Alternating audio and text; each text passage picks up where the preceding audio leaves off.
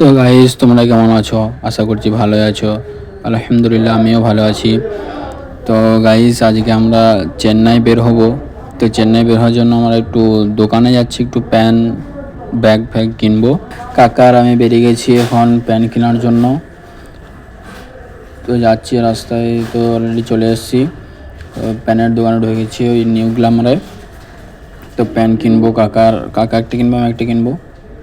তো pan finally কাকার একটা পছন্দ হয়নি, তো আমার একটা হয়েছে, আমি একটা নিয়ে নিলাম। কাকা অন্য দোকান দেখতে গেছে, আমি একটা প্যান কিনে নিলাম তখনকে। কাকার জন্য বাইরে আমি ওয়েট করছি। কাকার পছন্দ অন্যরকম পছন্দ তো গাইস, তাই কাকা অন্য দোকানে দেখতে গেছে আর আমি বাইরে তো কাকার জন্য দাঁড়িয়ে আছি। তো গাইস, কাকা চলে এসছে।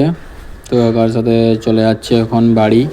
তো বাড়ি যে এখন রেডি হব, চেন্নাই যাওয়ার জন্য বের হব। তো গাইস, গা হাত ধুয়ে আমি রেডি হয়ে গেছি। তো এবারে চেন্নাই যাওয়ার জন্য বের হবো। তো গাইজ, তার আগে বলবে আমাকে কেমন লাগছে দেখো, এই প্যান্টটা আজকে কিনলাম। তো গাইজ, আমরা সবাই বাসের জন্য ওয়েট করছি। তো বাস এলি বাসে চাপবো। তো গাইজ, তখন কি আমাদের সাথে থাকো।